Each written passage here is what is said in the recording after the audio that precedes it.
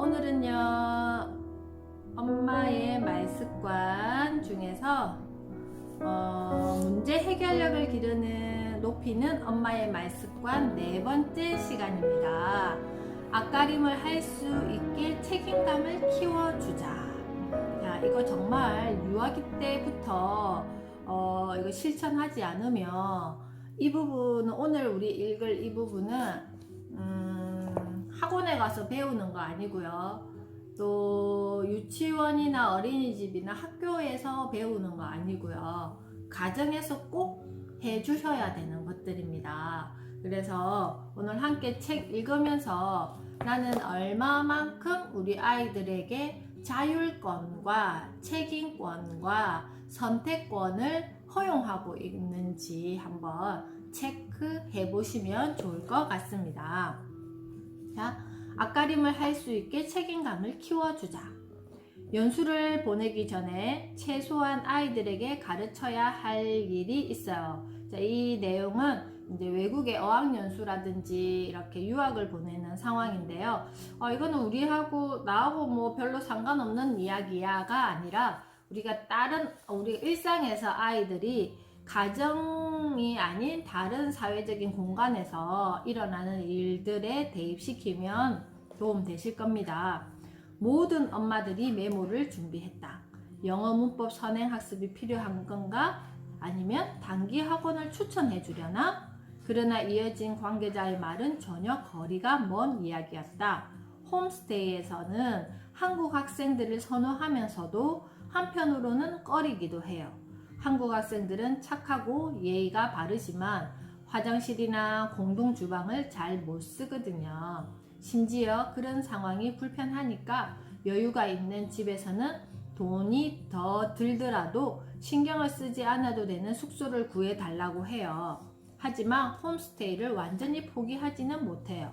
원어민들과 함께 살아야 아침 저녁으로 영어를 쓰고 주말에 외출도 하며 다양한 경험을 할 수 있기 때문이에요. 세빈이 엄마 오셨어요. 출석. 영어와 문화 체험이라는 두 마리 토끼를 놓칠 수 없잖아요. 하지만 한국 아이들은 너무 곱게 자라서 혼자 할 수 있는 일들이 없는 것 같아요. 외국에서 적응하는데 엄청난 약점이 되는 거죠. 어학연수를 떠나기 전 오리엔테이션에서 상담실장이 강조한 내용은 아이가 밥을 먹고 자기 그릇을 설거지하는 일, 전자레인지를 사용한 후 뒤처리를 하는 일, 샤워하고 나서 욕실을 정리하는 일 등이었다. 이야기를 전해주던 엄마가 덧붙였다. 선생님, 상담하러 오는 엄마들한테 아이에게 자립심을 길러주는 일에 대해 구체적으로 알려주면 좋을 것 같아요. 선생님이 강연에서 7살이 되면 강가에 나가 텐트를 칠 수 있게 키워라 라고 인용했던 말이 얼마나 절실한지 직접 겪어보지 않으면 그냥 멋있는 이야기구나, 우리 아이한테 자립심이 있으면 좋겠구나 하고 막연히 생각만 하거든요. 제가 당하고 보니까 결국 돈만 쓰고 아이가 상처를 입고 자신감을 잃는 건 한순간이에요. 외국에 아이를 보낼 때는 어학연수가 됐던 유학이 됐던 우리가 언어를 빨리 익히기 위해서 홈스테이를 많이 신청한다고 합니다. 그랬을 때 이렇게 한국 학생들을 선호는 하지만 한국 학생들을 꺼려 한다기도 합니다. 왜냐하면 기본적으로 아이들이 해야 될 거, 밥을 먹고 내 그릇을 정리하고, 그리고 어떻게 화장실을 사용하고 샤워를 하고 욕실을 정리하는 거, 전자레인지를 사용하고 나서 전자레인지에 뒤처리를 하는 거. 자, 이거는 도대체 언제부터 어떻게 교육을 시킬 수 있을까요? 우리 아이들이 지금 3살도 있고 4살도 있고 5살, 6살, 7살 다 있는데요. 자, 이 친구들이 스스로 가정에서 할 수 있는 것들이, 제가 항상 학기 초에 이 가정조사지, 이렇게 개인조사지를 할 때 아이가 스스로 할 수 있는 것들에 대해서 기록해 주세요 라고 이렇게 해놓는데, 보통은 보면 스스로 할 수 있는 거 보면 뭐 양치질, 그 다음에 뭐 스스로 옷 입기 해요, 그 다음에 용변 번호 뒤처리 해요, 뭐 그렇게 그냥 아이 스스로에 대한 어떤 것들은 이렇게 기록되어지긴 하지만 이런 것들, 그러니까 가정에서 우리 가족과 관계되는 거에 있어서 내가 할 수 있는 역할들은 그렇게 많지가 않아요. 그래서 일상적인 문제 해결력은요, 공부보다 중요합니다. 제가 나중에 이 글을 다 읽고 오늘 신문, 그리고 어제 토요일 신문, 주말 신문 이야기를 같이 전달해 드릴 건데요. 그거와 연계해서 왜 이게 중요한지 나중에 정리하도록 하겠습니다. 요즘 아이들에게 어학 연수는 비교적 흔한 일이 되었다. 짧게는 방학 기간에서 길게는 1년 동안 외국에서 공부하고 생활해야 빨리 언어를 배운다는 취지로 부모는 경제적인 형편을 감수하고 자녀를 외국으로 보낸다. 뭐 지금은 코로나 시대가 되어서 팬데믹 시대가 되어서 뭐 외국으로 가는 일이 이렇게 쉬운 일은 아닐 거예요. 그렇지만 그 이전까지는 이렇게 하다 했잖아요. 그죠? 우리나라에서는 몇 개월씩 학원을 다니는 것보다 외국에서 한 달이라도 공부하는 게 효과가 더 크지 않을까요? 라는 이유에서이다. 언어에 대한 영역 때문이겠죠. 현지 엄마도 예외는 아니었다. 앞으로 시간이 많지 않아 고등학교에 입학하기 전까지 방학 때마다 아이를 미국으로 보내자고 남편과도 합의를 봤다고 했다. 그런데 미국에 간다고 방방 뛰며 좋아했던 현지가 한 달을 지내고 돌아와서 다시는 안 가! 라고 말했다고 했다. 이제 겨우 중학교 1학년이라 음식도 안 맞고 가족과 친구들이 그리워서 그런가 보다 생각했지만 그게 아니었다. 홈스테이 아주머니가 너무 무섭고 잔소리가 많다는 것이었다. 엄마, 그 아줌마는 뭐든지 나보고 다 하래. 밥 먹고 나서 나한테 그릇을 식기세척기에 넣으래. 그래서 그렇게 했더니 음식물 찌꺼기를 안 버리고 그냥 넣었다고 또 잔소리를 하는 거 있지. 엄마 잔소리는 진짜 아무것도 아니야. 가만히 옆에서 듣고 있던 아빠가 우리 현지 중요한 걸 배우고 왔구나 라고 했다가 엄마한테 한 소리를 들었다. 당신은 딸이 푸대접을 받고 왔는데 그런 소리가 나와요? 공짜로 맡긴 것도 아니고 받을 돈 다 받으면서 애를 신들렐라 취급했네. 현지 엄마는 홈스테이를 소개해준 지인한테 따지려고 전화를 했다가 아빠의 말대로 현지가 스스로 앞가림하는 능력이라는 중요한 것을 배우고 왔고 돌아왔고 이번 경험으로 말미암아 더 중요한 것을 배울 기회를 얻었다는 사실도 알게 되었다. 스스로 앞가림한다는 것은 아이에게 자신의 일을 알아서 할 수 있는 능력, 즉 자신을 책임지는 능력이 있다는 의미다. 영아기 아이도 아닌데 식탁에서 엄마를 계속 불러내는 아이도 있다. 엄마, 내 숟가락은, 엄마, 물! 숟가락을 달라고 하고 함께 식사하는 엄마한테 물을 가져다 달라고 요청한다. 알았어. 근데 넌 엄마가 밥 먹는 거 안 보여? 이제 내가 스스로 가져다 먹어야지. 내가 어린애야? 다 컸으면서. 엄마는 식사 중에 일어나 아이가 들으라고 하는 말인지 혼잣말인지 모를 말을 늘어놓으며 아이의 숟가락을 챙겨주고 물을 가져다 준다. 아이가 한술 더 뜬다. 그러니까 엄마는 물을 미리 준비했어야지. 꼭 잊어먹더라. 말이나 못하면 다 먹었어. 얼른 가서 양치질해. 아이는 물을 마시고 식탁 의자를 엉덩이로 쭉 밀더니 일어나서 양치질을 하러 간다. 10살씩이나 먹고 식탁 위에 밥을 흘린 거며 반찬도 해짓고 언제 철이 들려나? 그러게 애 좀 가르쳐. 밥상머리 예절이라고는 하나도 없네. 요즘 애들이 그런 거 할 시간이 어디 있어. 안 그래도 할 게 얼마나 많은데. 이런 상황은 아이의 공부보다 더 중요하고 더 근본적인 문제다. 유아기 정도면 밥상에 엄마 아빠의 숟가락을 놓을 수도 있다. 하물며 자기 숟가락 정도는 스스로 놓을 수 있어야 앞가림을 하는 것이다. 현지는 미국에서 만난 홈스테이 아주머니가 무섭다고 했다. 제 할 일을 아주머니가 시켜서 하는데도 제대로 하지 못하고 지적당하니 아이로서는 무서울 수밖에 없다. 빨리 한국으로 돌아가고 싶다. 미국이 싫다. 과연 어학연수 본연의 성과를 올렸을까? 집안일은 엄마 아빠만 하는 것이 아니다. 온 가족이 역할을 분배해서 하는 것이다. 아이에게도 나름의 몫이 있고 그 일을 해내는 게 책임감을 배우고 키우는 과정이다. 집안일을 통한 책임감 높이기는 일석삼조의 효과가 있다. 여러 가지 상황에서 여러 가지 상황에 대한 유연한 대처 능력을 배우고 삶의 기술을 익혀 일상적인 문제 해결력을 높이며 아이 스스로 유능감과 자신감을 키울 수 있게 한다. 자, 여기 한번 줄을 쭉 그어 보겠습니다. 집안일은 엄마 아빠만 하는 것이 아니다. 온 가족이 역할을 분배해서 하는 것이다. 아이에게도 나름의 몫이 있고 그 일을 해내는 게 책임감을 배우고 키우는 과정이다. 집안일을 통한 책임감 높이기는 일석삼조의 효과가 있다. 뭐가 있다 그랬죠? 1번 여러 가지 상황에 대한 유연한 대처 능력을 배우고. 자, 얼굴이 안 나와요. 다른 분도 얼굴이 안 나와요? 이게 한 번씩 할 때 저는 맞아. 그러면 서준이 엄마 뭔가 와이파이가 약한 곳에 계실 거예요. 나와요. 와이파이가 약하면 얼굴이 안 나오기도 하고 이게 뚝뚝 끊기는 음이 들리기도 하고 그래요. 이게 인터넷 환경이 다 다르기 때문에 그렇습니다. 한번 와이파이가 강한 곳으로 이렇게 조금씩 이동해 보시면 좋을 것 같습니다. 자, 1번 여러 가지 상황에 대한 유연한 대처 능력을 배우고 2번 삶의 기술을 익혀 일상적인 문제 해결력을 높이며 3번 아이 스스로 유능감과 자신감을 키울 수 있게 한다. 자, 여기서 우리가 한번 짚어보겠습니다.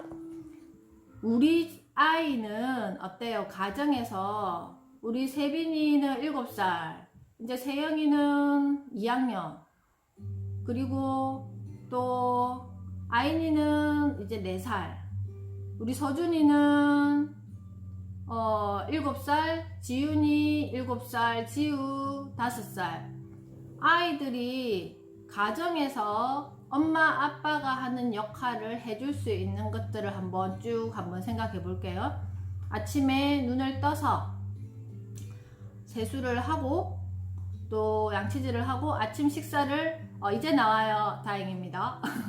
하고 아침 식사를 아침에는 좀 바쁘다고 쳐서 이제 엄마가 준비해 준다고 해요. 그러면 내가 먹은 밥그릇은 어디에 싱크볼에 가져다 준다 할 수 있어요. 그리고 수저를 놓는 일상들은 가정에서 아이들에게 짝 맞추기 활동에 도움이 많이 돼요. 그리고 오른쪽 왼쪽에 우리가 수저를 어느 쪽에 넣어야 돼요? 국, 밥, 국, 그 다음에 숟가락, 젓가락 이렇게 나와요. 이거에 대한 어떤 배열 순서 있잖아요.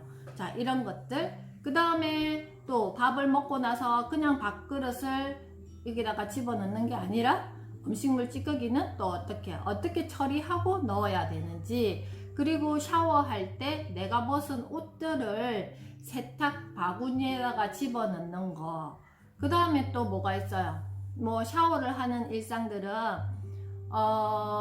좀 불안하잖아요. 뭐 이렇게 샴푸하고 제대로 이렇게 못 씻고 나올까봐. 그래도 6살, 7살쯤 되면 머리 감고 샤워할 수 있어요. 물 온도 조절만 아이에게 제대로 가르쳐 준다면. 그리고 내가 옷을 선택해서 입는 거 6살 때부터 충분히 가능합니다. 스스로 입는 거, 그리고 와서 손 씻고 옷을 갈아입는 거 다 가능해요. 그리고 우리가 여행을 뭐 국내 여행이 됐든 어쨌든 여행을 가기도 하잖아요. 아니면 친척집 방문이라든지 어디를 갈 때 아이가 필요한 물건을 스스로 챙기는 거. 그래서 아이가 넣을 수 있는 공간을 만들어 주셔야 돼요. 이 여행 가방에. 아니면 자기 여행 가방을 아예 이렇게 공간 실명제도 있지만 내 물건에 대한 실명제도 필요합니다. 그래서 아이가 스스로 나의 속옷부터 그 다음에 잠옷부터 이렇게 다 챙길 수 있게, 이런 것들은 여러 가지 상황에서 아이들이 내가 이때 뭐가 필요한지 유연하게 대처할 수 있는 미리 안목이 생긴다는 거예요. 대처 능력이 생기고, 그리고 이런 삶의 기술들을 익혀야지 일상적인 문제 해결력을 연결시킬 수 있어요. 국어, 수학, 사회, 과학, 뭐 역사 이런 것들을 따로따로 공부하는 게 아니라 이런 일상적인 문제 해결력을 통해서 어떻게 한다? 아이가 해결할 수 있다. 해결력을 높일 수 있다. 그리고 스스로 유능감과 자신감을 키울 수 있다라고 했습니다. 책임감과 문제 해결력의 상관관계, 유아기 때부터 식사 후 빈 그릇은 싱크대에 가져다 놓으라고 가르친다. 그리고 인사, 잘 먹었습니다 라는 인사도 잊지 않는다. 자, 이런 것들은 유치원에서는요, 우리가 단체 활동을 하기 때문에 꾸준히 일어나는 일상들이에요. 그래서 아이들은 다 할 수 있다라는 거예요. 자기가 앉았던 의자는 제자리에 넣는다. 이처럼 사랑스러운 풍경은 오히려 아이가 커가면서 점점 사라진다. 왜?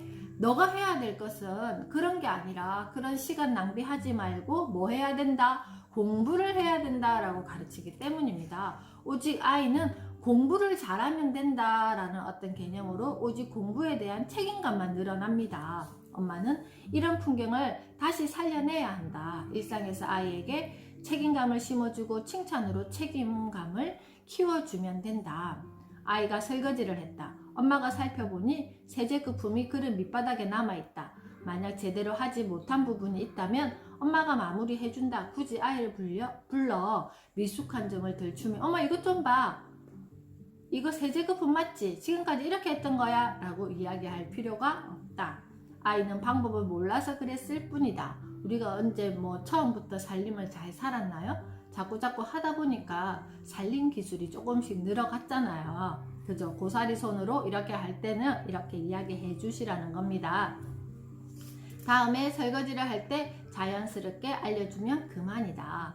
그릇을 헹굴 때는 흐르는 물에 살살 문질르면서 세제 찌꺼기가 남지 않도록 남지 않고 뽀득뽀득 이렇게 깨끗해져. 소소한 일상에서 아이에게 자기 앞가림하는 방법을 알려주고 완수했을 때 아낌없이 칭찬해 준다면 아이는 자신감이 충만해질 뿐만 아니라 자연스럽게 책임감을 배울 수 있을 것이다. 그렇다고 아이에게 온 가족 설거지를 맡기는 건 무리다. 그죠? 욕심내지 마세요. 책임감도 아이의 수준과 능력에 맞춰야 한다. 유아기 아이는 뭘 할 수 있다고요? 싱크대에 빈 그릇과 수저를 가져다 놓고 물에 담그는 것까지. 초등학교 저학년 아이는 여기에 자기가 쓴 컵 헹구기 정도를 추가하면 된다. 설거지도 엄마가 하는 모습을 보여주면서 천천히 가르친다. 먼저 수돗물을 틀어서 그릇에 묻은 음식물 찌꺼기를 제거해야 해.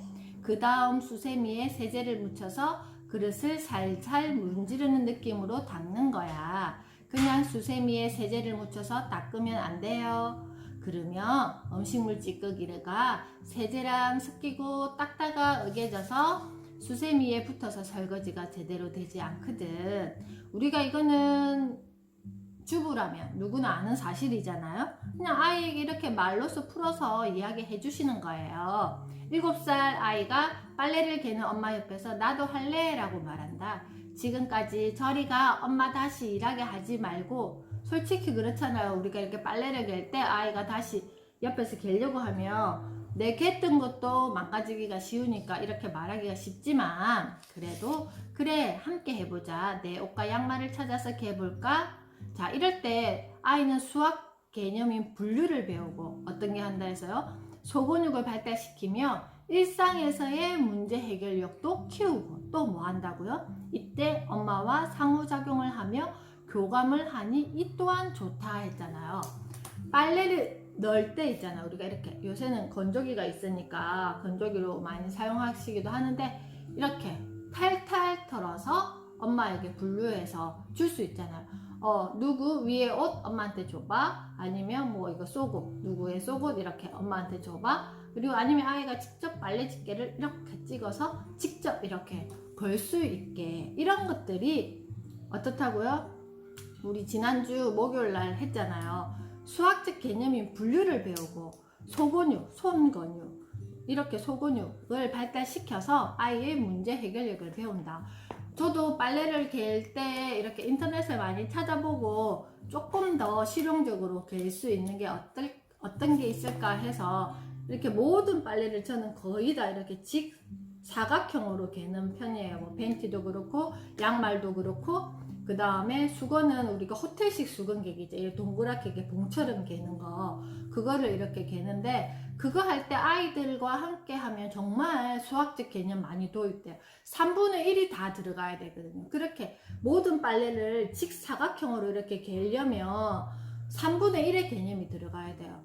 보세요. 뭐 팬티를 이렇게 접어서 3분의 1, 3분의 1 이렇게 쏙 끼워 넣고, 그 다음에 우리가 네일 세트 같은 거, 위 상의와 하의도 저는 이렇게 하나의 직사각형으로 이렇게 엄마들도 잘 그렇게 하실 건데, 그러면 이렇게 정리할 때 어때요? 그냥 이렇게 꽂아서 위에서 보면 이렇게 쭉 나열이 돼요. 이게 팬티도, 양말도, 그 다음에 네일 세트도, 그 다음에 우리 요즘에 실내복 이렇게 한 벌짜리 옷들이 많잖아요. 그것도 저도 바지랑 속옷이랑, 바지랑 상의랑 하의랑 같이 이렇게 한 세트로 이렇게 갠단 말이에요. 그러면 그 공간 신명제 제가 말씀드렸죠. 그러면 아이에게 이렇게 개는 방법도 가르쳐 주고, 어떻게 3분의 1씩 해서 종이접기로 쏙, 그 다음에 뭐 수건접기 할 때도 마찬가지, 이렇게 호텔식 수건접기는 조금 어려워요. 이렇게 뒤집었다가 삼각형 접었다가 막 이렇게 한단 말이에요.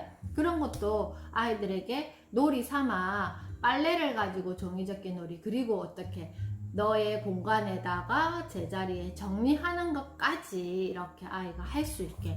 보통 엄마가 직장 생활을 하시든지 아니면 가정에 계시든지 간에 너무 바빠요, 하루 종일. 그런데 아이는 너무 심심해요. 그러다 보니까 자꾸 엉뚱한 짓도 하고, 뭐 엄마 입장에서 봤을 때는 사고도 치고 그렇게 한단 말이에요. 그래서 아이에게 할 거리를 계속 던져주면서 아이와 이야기 나눌 수 있는, 상호작용할 수 있는 엄마가 되시면 이게 쭉 연결되실 거예요. 아이들이 나중에 청소년이 되고 성인이 될 때까지 엄마는 아이에게 책임질 일에 대해 물어야 한다.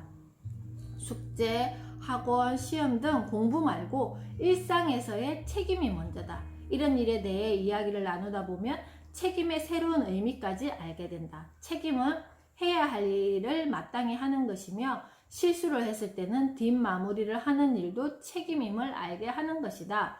책임은 문제 해결의 연장선이며 아이가 세상을 살아가는데 원동력이 된다.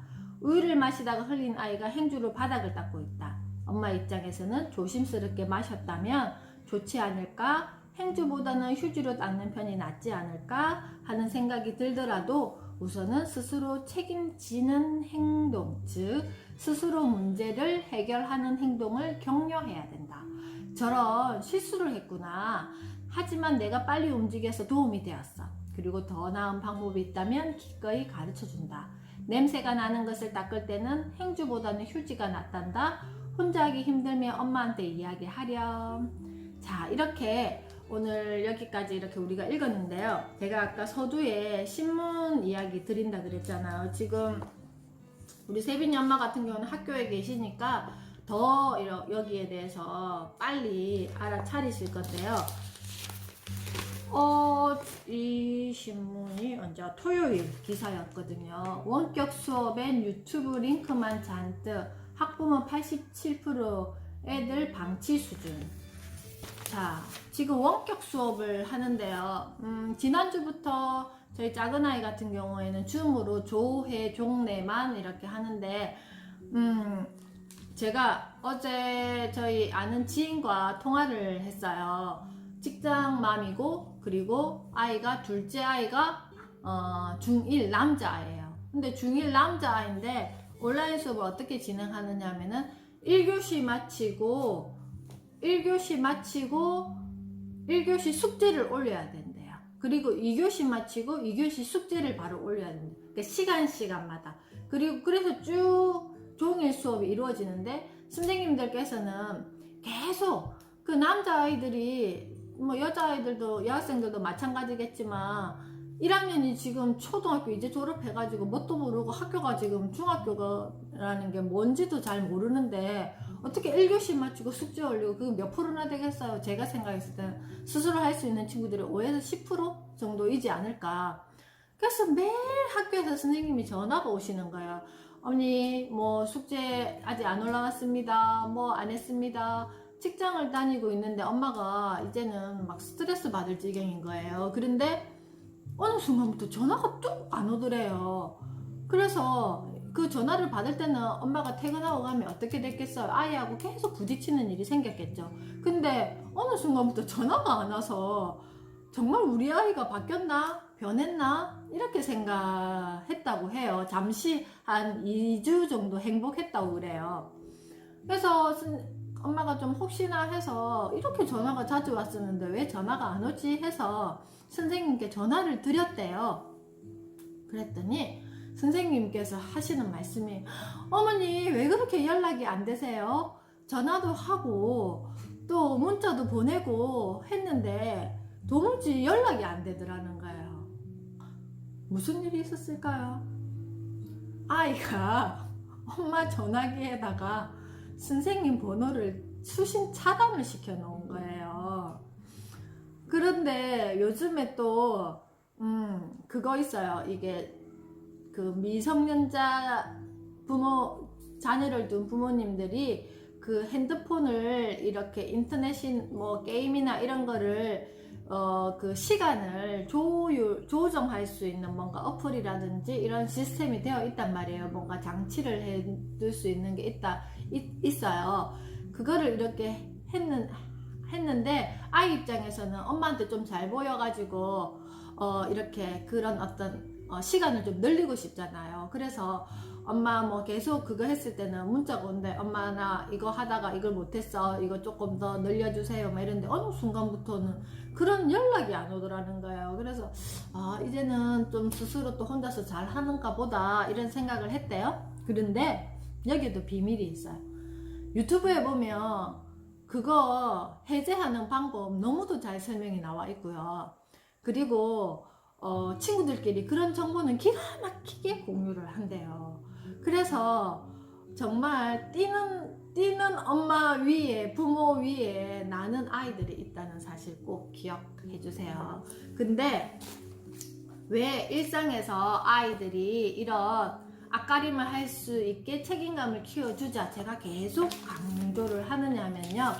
이제 온라인 수업 이렇게 수업하는데 계속 뭘 추진하고 있냐면은 보세요. 한국이 선도적으로 AI 개인교사 자 이게 무슨 말인지 아세요? 여기 보면 이게 9월 28일 기사였고요. AI 개인교사와 교육의 지각 변동이라는 말이 있고요. 그 다음에 여기 보면 이제 한국이 선도적으로 AI 개인교사 메가 프로젝트 추진하자라고 또 두 번째 칼럼이 이렇게 14일 만 보름 만에 다시 이렇게 나왔습니다. 이게 무슨 말인지 제가 잘 설명해 볼게요. 지금 온라인 수업을 아이들이 하고 있잖아요. 어떻게 하느냐 하면은 조금 부지런하신 선생님들은 뭐 구글 클래스나 이런 데 있는 그 EBS나 이런 수업을 링크를 걸어서 이렇게 아이들에게 수업 진도에 맞춰서 하게끔 이렇게 해놓지만 또 조금 부지런한 선생님들은 개인적으로 그 과목에 대한 또 아이들 숙제라든지 이런 그 과제를 이렇게 올려요. 그래서 제 아시는 분은 거제에서 중학교 수학 선생님이신데요. 정말 올해 이거 애들 그 자율 학습을 위한 이 문제집 만든 거를 다 모으면 정말 문제집 한 권이 나올 수 있을 양만큼 매일 이렇게 올린다 그래요. 그거는 정말 부지런하신 선생님들이 가능한 거예요. 그렇지 않으면 또 예체능이나 이런 수업들은 또 그렇게 하기도 힘들잖아요. 이게 오프라인으로 해야 되는 수업들이 많기 때문에. 그래서 이 선생님들마다 역량의 어떤 차이라든지 또 학교의 어떤 그 색깔에 따라서 이게 또 다르단 말이에요. 그렇기 때문에 AI 개인교사, 그러니까 개인 어떤 지도를 할 수 있는 AI 시스템을 지금 만들고 있다라는 거예요. 그래서 이현주라는 학생이 만약에 중학교 1학년 학생이면 내가 들어가서 이렇게 수업을 받는데 이 아이가 이렇게 수업 받고 과제를 수행하는 능력이 이만큼이니까 그 다음 단계는 이렇게 도와줘야 되겠다를 누가 AI가 감지를 하고 그 다음 단계를 지도해 주는데, 그럼 오프라인에 계시는 교사들은 무슨 역할을 하느냐 하면은, 어떤 AI 개인 교사, 그러니까 그 수업을 할 수 있는 내용을 큐레이팅, 그러니까 갖춰서 세팅 시켜 줄까, 그리고 여기에 대한 어떤 그 평가를 통해서 그 다음에 2학년 때 또 어떤 AI 기반을 세팅 시켜 줄까를 하면서, 정말 오프라인으로 개별 상담이라든지 이런 역할들을 하는 분들이 이제는 오프라인에 계시는 선생님이 될 것이며, 실질적인 수업은 누가? AI 교사가 하는 시대가 이제 곧 머지 않았다라는 거예요.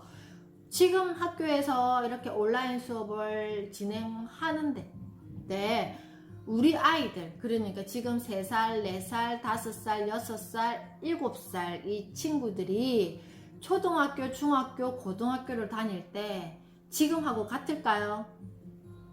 지금 제가 매일 신문기사를 이렇게 읽어주는 이런 기사들이 아마 향후 5년 안에는 현실화되어 있을 거라는, 곧 이 말은 우리 아이들에게 당면된 교육 현장의 모습, 곧 다가올 교육 현장의 모습이라는 거예요. 여기에서 부모는 뭘 해야 되는지가 중요하다라는. 그러면 사회는 이렇게 변해요. 그럼 부모는 뭘 해야 되죠? 자, 여기에 나와 있습니다. 온라인 교육이 제대로 이루어지려면 인터넷 접속은 물론 디지털 콘텐츠, 우리가 지금 매일 카카오톡, 라이브톡으로 사용하면서 이렇게 예전에와 다른 부모 교육을 하고 있는, 이것도 디지털 플랫폼이 달라진 거를 이용하고 있는 거잖아요. 그 다음에 학습 플랫폼, 이것도 마찬가지. 라이브톡으로 지금 진행하는 것도 학습 플랫폼이 변경된 거예요. 예전에는 엄마 아빠 유치원 수업 참여하실 분, 그러면 무슨 요일날 몇 시에 유치원 어디에서 진행하겠습니다 했던 거를 어떻게 하고 있어요? 저는 매일 톡 캘린더를 아침에 설정을 해놓고 15분 전에 알람이 울리잖아요. 그러면 서로가 같이 뭐에 의해서 학습기기, 스마트폰이 없으면 뭘 가지고 인터넷, 그러니까 핸드폰, PC, 그 데스크탑이나 노트북에 노트북 같은 경우에는 그 카메라가 다 설치가 되어 있기 때문에 별도로 하지 않아도 되지만, 그냥 일반 데스크탑 컴퓨터 같은 경우에는 웹캠이라는 이 카메라가 설치되어 있어야지만 나의 얼굴도 보여주고 줌으로 수업을 한다거나, 아니면 제 얼굴은 그냥 이렇게 볼 수 있는데, 제가 컴퓨터에서 라이브톡을 켜보려고 하니까 되지 않더라고요. 그거는 모르겠어요. 노트북은 아직 제가 안 해봤는데, 그런 것처럼. 아니면 제가 이렇게 지금 아이패드에 보면, 여기도 보면 카카오톡을 여기다가 이렇게 설치를 했잖아요. 그러면 여기 보면 쭉 카카오톡 내용들이 다 있고, 여기에서도 제가 한번 볼게요. 여기에도 라이브톡을 할 수 있어요. 왜냐면 여기에는 카메라가 설치되어 있거든요. 그런 것처럼 온라인 교육이 제대로 이루어지려면 인터넷 접속은 물론 디지털 콘텐츠 아시겠죠? 디지털 콘텐츠는 우리가 지금 사용하고 있는 이 카카오톡, 라이브톡이라든지, 아니면 줌이라든지, 아니면 구글 클래스라든지, 아니면 여러 가지 이런 학습 플랫폼, 학습 기기가 모두 갖추어져야 할 뿐만 아니라, 학생이 어디에 디지털 스크린에 앞에 앉아서 집중할 수 있도록 학습 동기를 부여하고 지도하는 누가? 학부모와 교사 역할도 매우 중요하다. 우리 아이들이 지금 매일 그거 하잖아요. 자가 진단도 하고, 그 다음에 줌으로 뭐 해요? 조회와 종례를 해요. 온라인 수업 하는 날에는. 그리고 지금 제 작은 아이가 다니는 학교는 구글 클래스를 통해서 온라인 수업을 하고, 거기서 로그인을 하면 몇 학년 몇 반 이렇게 들어가서 아이가 출력물 다운로드 해야 되는 거는 다운로드 해서 프린트를 해가지고 숙제를 하기도 하고, 아니면 그 온라인 자체에서 숙제를 올리기도 하고. 그래서 내가 학기 초에 그랬잖아요. 우리 집에 적어도 컴퓨터하고 프린트기는 반드시 설치해 놔야 된다고. 그러면 PC방에 가서 매일 출력할 수는 없잖아요. 그렇기 때문에 기본적으로 우리 집에 이 온라인 환경을 만들어 놓고 내 아이가 초등학교, 중학교, 고등학생이라면 아이가 어떤 온라인 환경에서 지금 수업을 하고 있는지 그것이 무엇인지 엄마가 제대로 알고 있어야 된다라는 거예요. 그리고 여기에서 매일 어떻게 이루어지고 있는지. 근데 솔직히 지금 아이들이 온라인 수업 저도 아이가 하는 것도 보고 제가 직접 프린터도 도와주고 이렇게 했지만 별로 재미가 없다는 겁니다. 그리고 그 아이의 개인 수준이 다 다르기 때문에 어떻게 보면 지금은 예전에는 그 학습 격차가 상, 중, 하로 이렇게 나눠져 있었다면 지금은 상 5에서 10%, 이 중에 있었던 40에서 60% 아이들이 쭉 다 뒤로 다 거의 다 가버려요. 곡선이 달라졌다고 합니다. 그랬을 때 이제는 부모와의 관계를 통해서 이 학습을 어떻게 도와줄 것인가, 그리고 굳이 학습이 아니더라도 일상생활에서 아이들에게 어떤 것을 내가 도와줄 것이며 우리 아이는 이런 미래 사회에 어떤 일을 할 수 있는 아이가 될 것인지가 지금 엄마가 계속 매일매일 바뀌는 거에 대해서 굉장히 예민하게 정보도 얻고 내가 알아가야 된다라는 거예요. 그렇지 않으면 정말 예전에 우리 시대의 어떤 교육 환경을 그대로 아이에게 이렇게 했다가는 이것도 아니고 저것도 아닌 아이들이 된단 말이에요. 그래서 그게서 가정에서 해줄 수 있는 거는 기본적으로 아까 제가 말씀드렸던 온라인 교육을 하기 위해서는 어떤 기반이 있어야 되며 나는 여기에서 무엇을 어떻게 도와줄 수 있는지, 그리고 그에 대한 용어라든지 이걸 어떻게 접속하는 거라든지 이런 것들을 엄마들이 알고 계셔야 돼요. 그리고 저도 신문을 보면서 계속 여기에 대해서는 안내를 해줄 건데, 그것보다 더 중요한 거, 우리가 학원에서도 배울 수 없고 학교에서도 배울 수 없고 그럼에도 불구하고 미래 사회에 꼭 필요한 능력은 일상생활에서의 문제 해결 능력입니다. 그거는 가정에서 부모가 꼭 해줘야 되는 능력들입니다. 그래서 나는 지금까지 아이에게 어떤 환경을 줬고 내 어떤 조바심이나 걱정 때문에 아이에게 줄 수 있는 이런 어떤 환경들을 많이 내가 다 배제시키지는 않았는지 지금부터 하나씩 두 개씩 다 풀어서 아이가 직접 일상생활에서 스스로 할 수 있는 능력이 많이 축적된 친구들이 결국은 사회관계를 할 때 더 어떻게 융통성 있게 할 수 있다라는 겁니다. 그래서 제가 아까 199페이지 중간 부분에 이야기했죠. 집안일을 통한 책임감을 높이기는 일석삼조의 효과가 있다 했잖아요. 1번 여러가지 상황에 대한 유연한 대처 능력, 그리고 2번 삶의 기술을 익혀 일상적인 문제 해결력을 높이고, 3번 아이 스스로 유능감과 자신감을 키울 수 있게 한다가 우리가 아이에게